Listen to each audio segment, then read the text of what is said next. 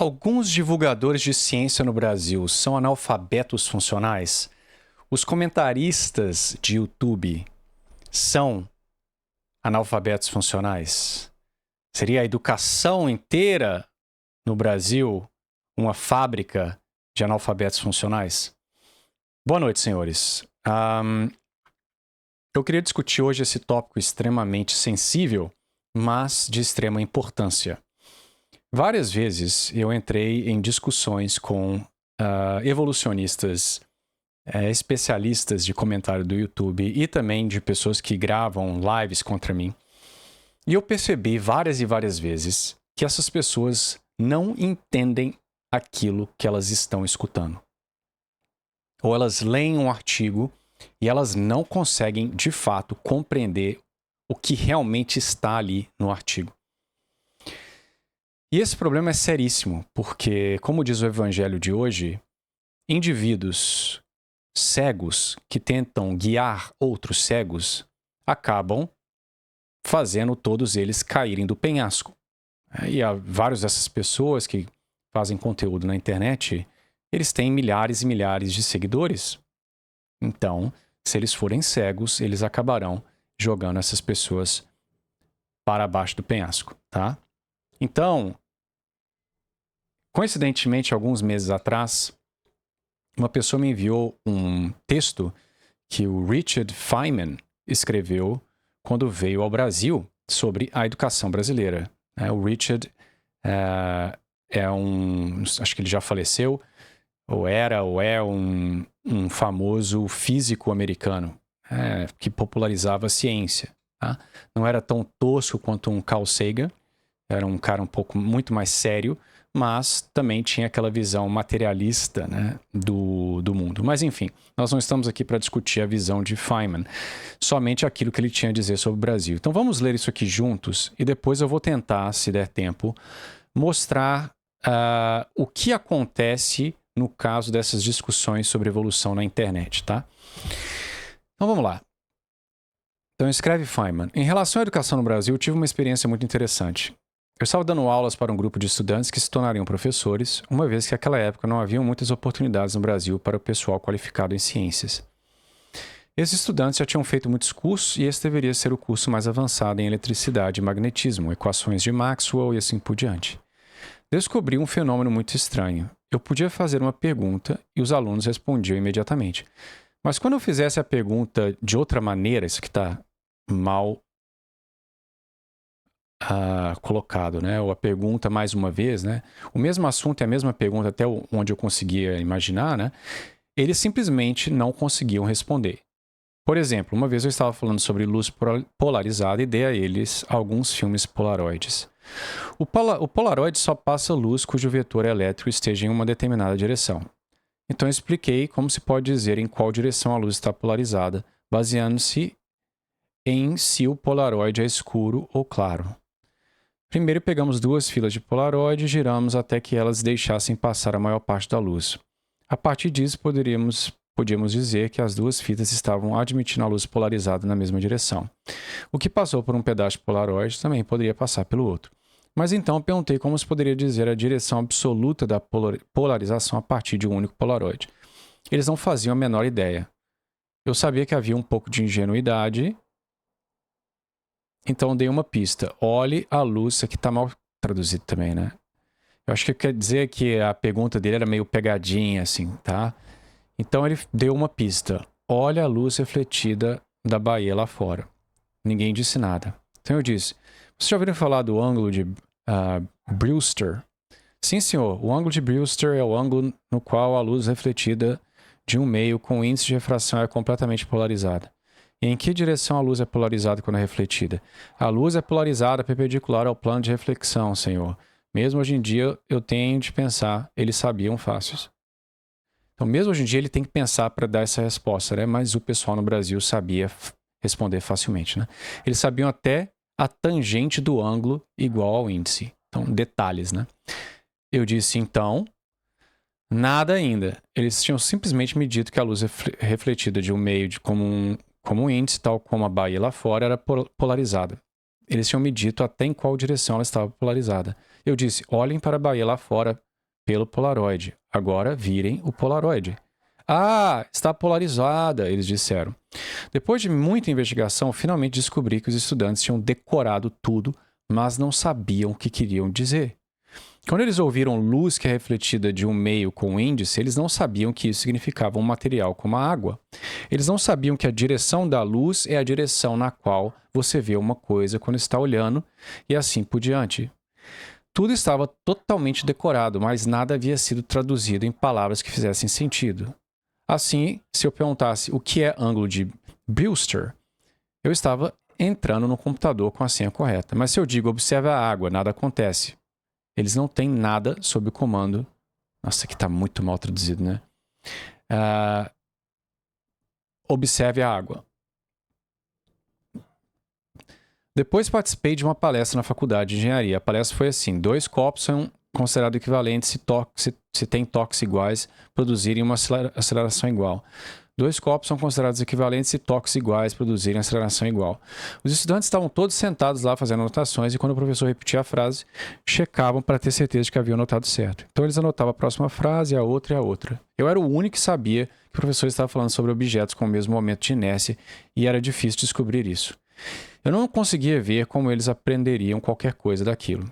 E estava falando sobre um momento de inércia. Ele estava falando sobre um momento de inércia, mas não se discutia quão difícil é empurrar uma porta para abrir quando se coloca muito peso do lado de fora, em comparação quando você coloca perto da dobradiça. Nada. Depois da palestra, falei com o estudante: vocês fizeram uma porção de anotações, o que vão fazer com elas? Ah, nós estudamos, ele disse, nós teremos uma prova. E como vai ser a prova? Ah, muito fácil, eu posso dizer agora uma das questões. Ele olha para o seu caderno e diz: quando 2 copos são equivalentes? A resposta é: 2 copos são considerados equivalentes se toques iguais produzirem aceleração igual. Então você vê, eles podiam passar nas provas, aprender essa coisa toda e não saber nada, exceto o que eles tinham decorado. Então fui a um exame de admissão para a faculdade de engenharia. Era uma prova oral e eu tinha permissão para ouvi-la. Um dos estudantes foi absolutamente fantástico, ele respondeu tudo certinho. Os examinadores perguntaram a ele o que era diamagnetismo e ele respondeu perfeitamente. Depois eles perguntaram: quando a luz chega a um ângulo através de uma lâmina de material com uma determinada espessura e um certo índice N, o que acontece com a luz? Ela aparece paralela a si própria, senhor, deslocada. E quanto ela é deslocada? Eu não sei, senhor, mas posso calcular. Então ele calculou. Ele era muito bom, mas a essa época eu tinha minhas suspeitas. Depois da prova, fui até esse brilhante jovem e expliquei que eu era dos Estados Unidos e eu queria fazer uma das perguntas a ele que não afetariam de forma alguma os resultados da prova. A primeira pergunta que fiz foi: você pode me dar algum exemplo de uma substância diamagnética? Não.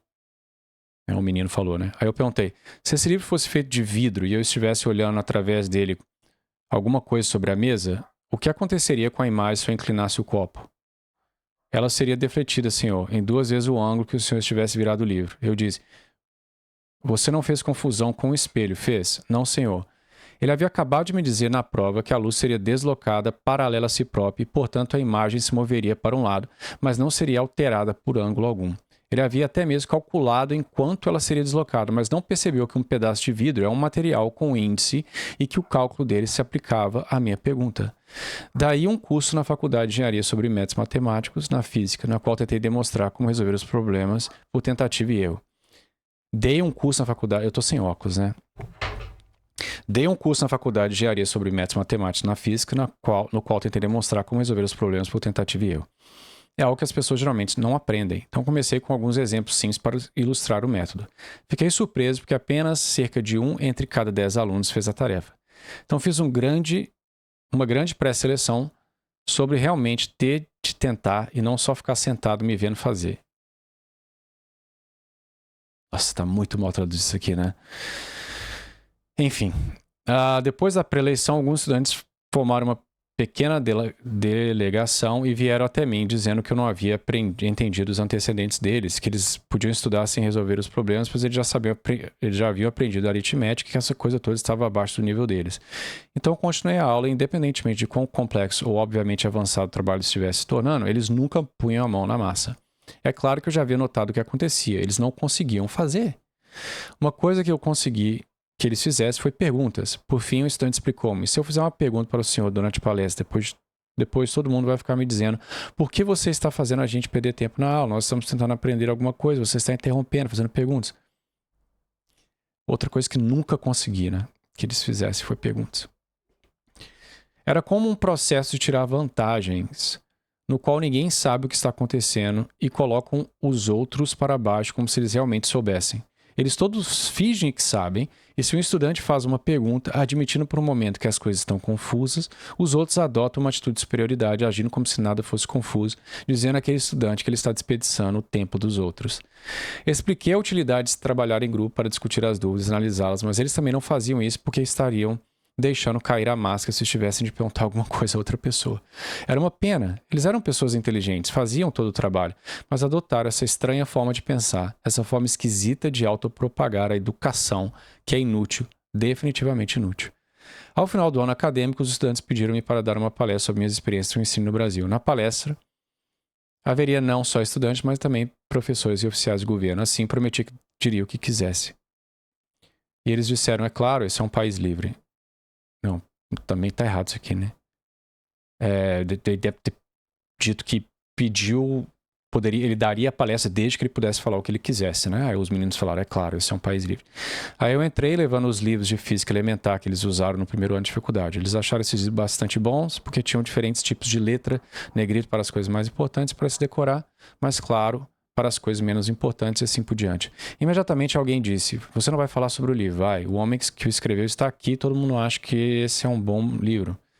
Você me prometeu que eu poderia dizer o que eu quisesse. O auditório estava cheio. Comecei definindo ciência como um entendimento do comportamento da natureza. Então eu perguntei, qual um bom motivo para lecionar ciência? É claro que país algum pode considerar civilizado, a menos que papapá.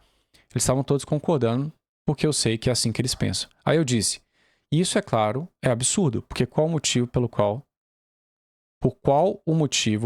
temos de nos sentir em pé de igualdade com outro país? Nós temos de fazer as coisas por um bom motivo, uma razão sensata, não apenas porque os outros países fazem.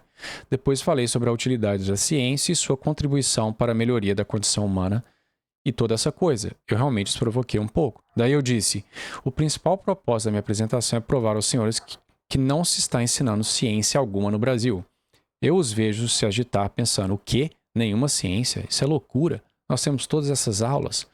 Então eu digo que uma das primeiras coisas a me chocar quando cheguei ao Brasil foi ver garotos de escola elementar em livrarias comprando livros de física.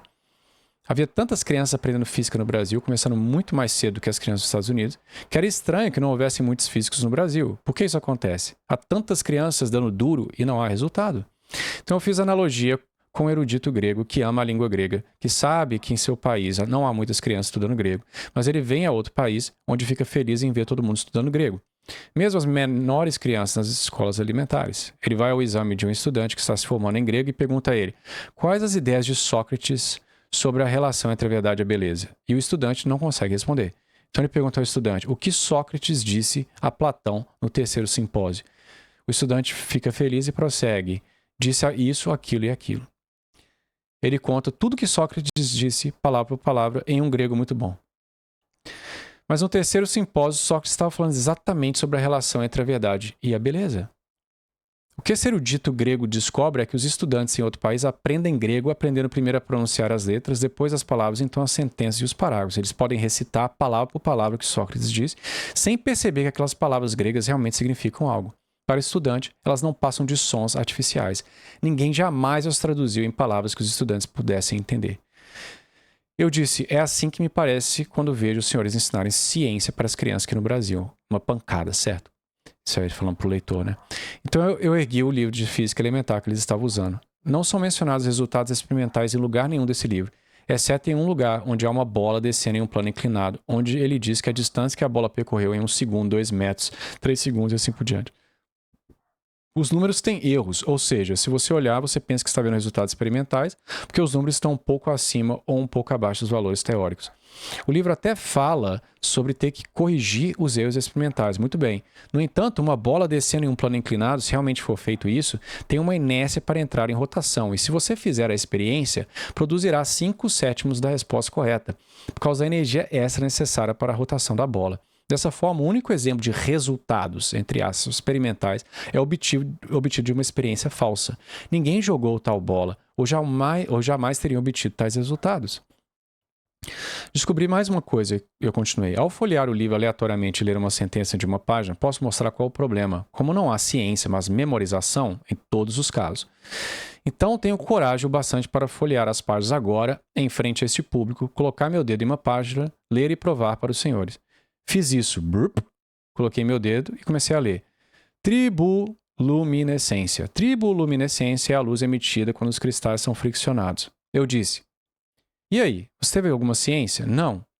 Apenas disseram o que uma palavra significa em termos de outras palavras. Não foi dito nada sobre a natureza. Quais cristais produzem luz quando você os fricciona? Por que eles produzem luz? Alguém viu algum estudante ir para casa, imagina, né? Para casa e experimentar isso? Ele não pode. Mas se em vez disso tivesse escrito, quando você pega um torrão de açúcar e o fricciona com um par de alicates no escuro, pode-se ver um clarão azulado. Alguns outros cristais também fazem isso. Ninguém sabe o motivo. O fenômeno é chamado triboluminescência. Aí alguém vai para casa e tenta. Neste caso, há uma experiência da natureza. Usei aquele exemplo para mostrar a eles, mas não faria qualquer diferença onde eu pusesse meu dedo no livro. Era assim quase toda parte. Por fim, eu disse que não conseguia entender como alguém podia ser educado nesse sistema de autopropagação, no qual as pessoas passam nas provas e ensinam os outros a passar nas provas, mas ninguém sabe nada. No entanto, eu disse, devo estar errado. Há 2 estudantes na minha sala que se deram muito bem, e um dos físicos que eu sei que teve sua educação toda no Brasil. Assim, deve ser possível para algumas pessoas achar seu caminho no sistema ruim como ele é. Bem, depois de eu dar a minha palestra, o chefe do Departamento de Educação e Ciência levantou e disse, Sr. Feynman nos falou algumas coisas que são difíceis de se ouvir, mas parece que ele realmente ama a ciência e foi sincero em suas críticas. Sincero, eu acho que deveríamos prestar atenção a ele. Eu vim aqui sabendo que temos algumas fraquezas em nosso sistema de educação. O que aprendi é que temos um câncer. E sentou-se. Isso deu liberdade às pessoas para falar e houve uma grande agitação. Todo mundo estava se levantando e fazendo sugestões. Os estudantes reuniram um comitê para meografar as palestras antecipadamente e organizaram outros comitês para fazer isso e aquilo. Então aconteceu algo que eu não esperava de forma alguma. Um dos estudantes levantou e disse, eu sou um dos 2 estudantes aos quais o Sr. Feynman se referiu ao fim de seu discurso. Eu não estudei no Brasil, eu estudei na Alemanha e acabo de chegar ao Brasil. O outro estudante que havia saído bem na aula, na sala de aula, tinha algo semelhante a dizer. O professor que eu havia mencionado levantou-se e disse, estudei aqui no Brasil durante a guerra, quando felizmente todos os professores haviam abandonado a universidade. Então aprendi tudo lendo sozinho. Dessa forma, na verdade, não estudei no sistema brasileiro. Eu não esperava aquilo. Eu sabia que o sistema era ruim, mas 100% era terrível. Uma vez que eu havia ido ao Brasil por um programa patrocinado pelo governo dos Estados Unidos, o Departamento do Estado pediu-me que eu escrevesse um relatório sobre minhas experiências no Brasil e escrevi os principais pontos do discurso que eu havia acabado de fazer. Mais tarde, descobri por vias secretas que a reação de alguém no Departamento do Estado foi: isso prova como é perigoso mandar alguém tão ingênuo para o Brasil. Pobre rapaz, ele só pode causar problemas, ele não entendeu os problemas. Bem, pelo contrário, acho que essa pessoa no Departamento de Estado era ingênua em pensar que, porque viu uma universidade com uma lista de cursos e descrições, era assim que era. Eu li rápido, né, para não durar tempo demais. Nós já estamos com 20 minutos, né? Então, olha aí.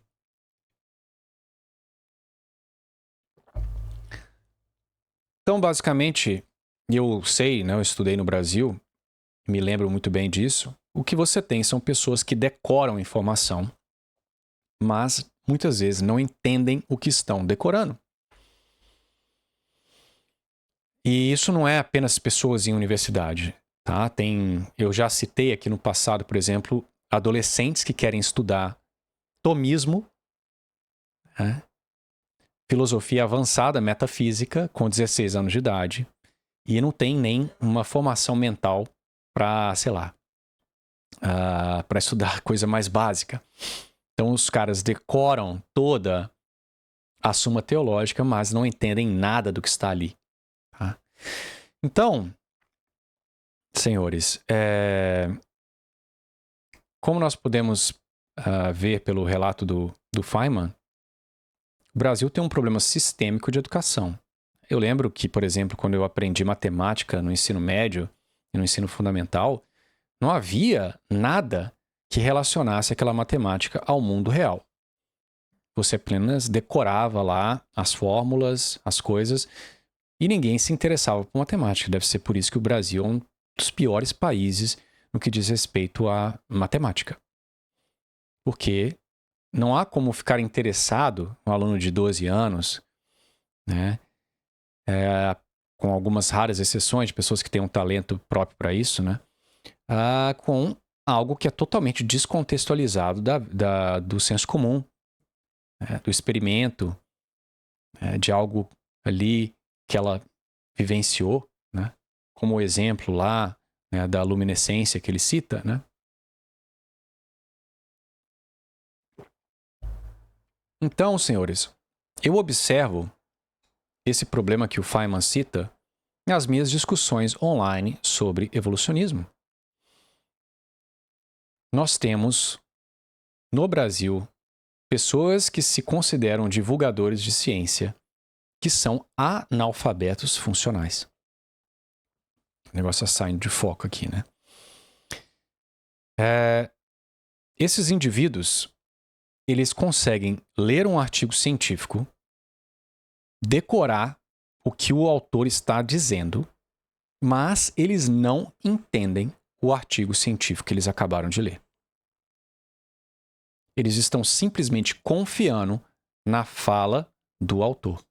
Então, quantas vezes alguém me manda um fragmento, fulano fez um vídeo contra você. Aí o sujeito vai lá, para pagar de inteligente, ele coloca o artigo científico lá na tela, ele lê geralmente só o resumo, e ele vê uma sentença lá, que é uma asserção, e ele aceita aquilo que está sendo dito, como se fosse uma verdade absoluta. Ou ele lê o artigo inteiro, o que raramente acontece, eu nunca vi, mas eu espero que alguns deles ao menos tenham lido o artigo em casa, e eles não entendem o que realmente está sendo dito ou o que os dados estão apontando nas entrelinhas.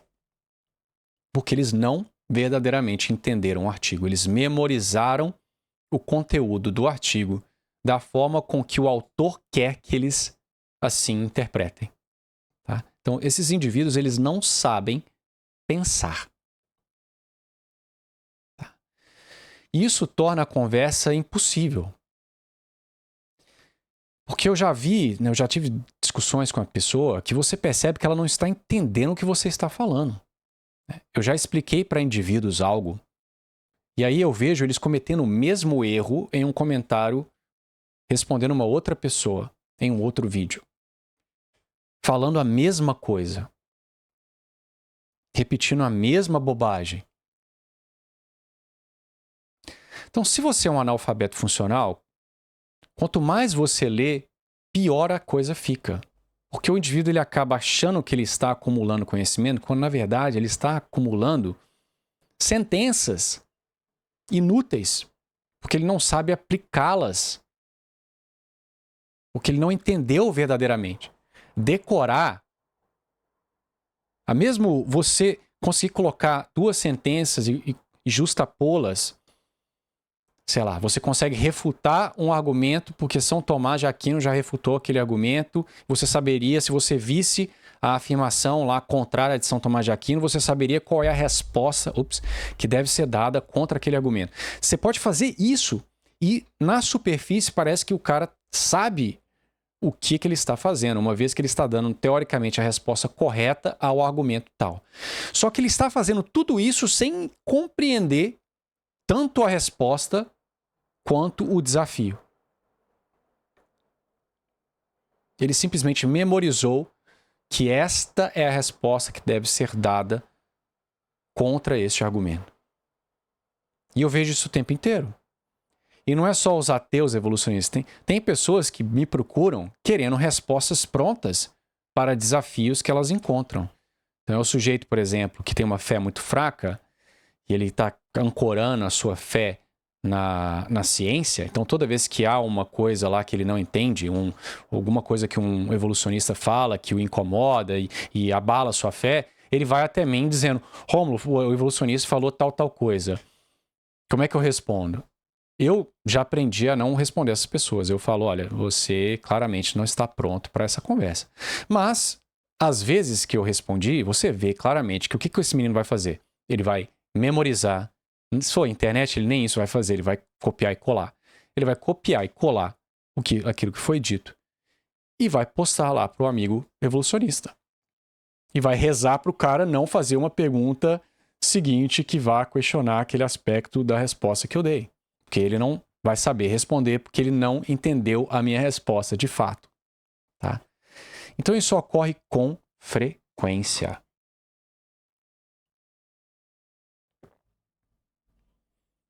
Então, por exemplo, como é que você vai debater com o indivíduo que é analfabeto funcional? O cara não entende nem o que você fala. É como se você estivesse falando como um robô. Né? Então, nós estamos com 25 minutos. Então, como esse vídeo já está longo, eu vou deixar por aqui, né, esses termos mais gerais. Infelizmente, muitas vezes a discussão, e isso não é um problema só no Brasil, tá? Não estou dizendo que o Brasil é repleto de analfabetos funcionais e que em outros locais isso não ocorre. É óbvio que ocorre também.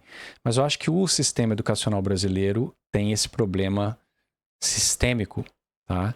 Então, é muito triste ver esse pessoal que não sabe pensar, não sabe interpretar um texto, se achando com condições de gravar vídeo para milhares de pessoas explicando coisas que eles mesmos não entendem, tá? E depois as pessoas me pedem para que eu dê atenção a esses indivíduos, o que não faz sentido nenhum. Tá? Para que eu vou perder meu tempo discutindo com pessoas que sequer conseguem interpretar aquilo que elas estão lendo? Tá? Então, quem sabe no futuro a gente mostra exemplos de analfabetismo funcional nos nossos inimigos. Né? Eu evito ficar expondo essas pessoas porque eles têm a maldade deles, né? Eles constantemente nos atacam e eu não quero descer ao nível deles, eu não quero dar atenção a essas pessoas, mas chegará um ponto que o combate ele deverá ser feito com um pouco mais de agressividade, infelizmente. Mas enfim, então deixemos esse vídeo nos princípios mais gerais e espero que o texto do Feynman tenha sido útil para os senhores enxergar exatamente o problema do Brasil. E talvez os senhores tenham se identificado com o texto ou tenham identificado colegas, amigos, universitários, né? E é uma coisa muito triste. Então, e eu não tenho como propor a solução. Né? Tem que haver uma reforma na educação no Brasil e é algo que, obviamente, levaria muito tempo. Né? Então, infelizmente, as pessoas têm que buscar alguns tutores particulares. Tá? Então, inclusive, quem quiser aprender biologia, eu nunca fiz isso nesse canal, mas se você quiser ter aulas particulares de biologia, por gentileza, entre em contato, tá?